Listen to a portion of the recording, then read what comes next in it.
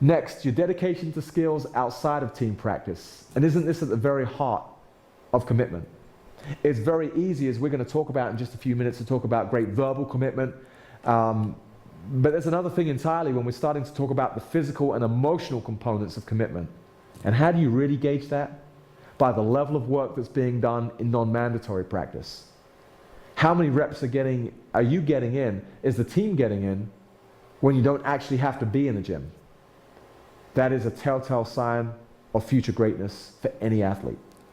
That's something that really becomes huge at the next level. You know, you talked about the 4 C's, and that kind of incorporates a couple of those, you know, and I think one of the things we're really big with is we talk to our players all the time about commitment. They probably would tell you that we preach about it. You know, I'm a Southern guy, so they may think I'm sometimes on my pulpit preaching about it, but commitment's huge for us, and even in the recruiting process, that's an area that we're talking to club coaches about, because to separate from a team that's going to compete for a national championship every year to a team that just wants to have a winning season, it's a whole different animal in terms of the time commitment that you're going to put in it. But we feel very strongly that when they get around this age, this 17, 18, 19-year-old age, that players start to realize they have to make a decision as to what they really want to do with their careers. And to me it is,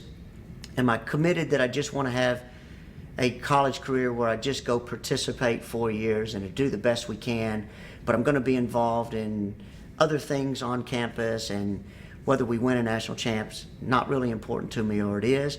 And you have a group of players that just want to play as high as they can, but they're not looking to move beyond that. You have other players that really understand that if we want to win a national championship, it's a commitment, but in that commitment, there's a lot of other little umbrellas that go underneath. It's a lifestyle change, for example. And they realize if they want to be a national champion here, if they want to go on and maybe play professionally, or they want to go on and play for a national team, then there's other things that they have to commit to as well. One could be something as simple as nutrition. I have to understand I've got to become the most elite athlete I can, so I have to pay attention to the fuel I'm putting into my body. To others, it is a commitment to say, you know what, here's what we've been working on in training, but I understand to really master my craft, I've got to commit more time. You know, we had a young lady a few years back that comes to mind on that, named Elise Weber, a young lady from Chicago. And she was a left back. One of the job requirements for our left back is we really get them into the attack a lot. So that player has to be very good at crossing the ball.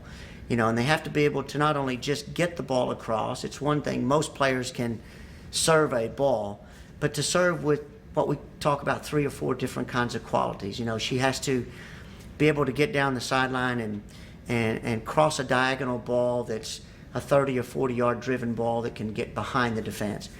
But sometimes she gets deeper down the line and she has to be able to drive a low driven ball that curls and bends away from the goalkeeper, but bends behind the back line of defense.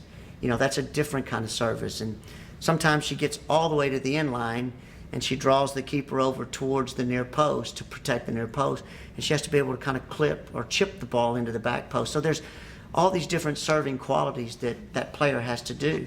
And so we would see her, I would come a half an hour before practice to start setting things up for practice. She would already be out there with a bag of balls, and she would have these mannequins put out on the different parts of the field, and she's hitting these various kinds of services to get into those service areas.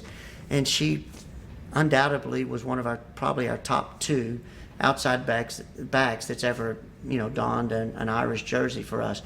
But that's the kind of commitment, and when we saw her start doing it, it became contagious. You know, a few weeks later we're out and you're seeing now you've got other players coming out working on that piece of their game. And when you got that, you've got something really special, because that's the commitment level that it's going to take.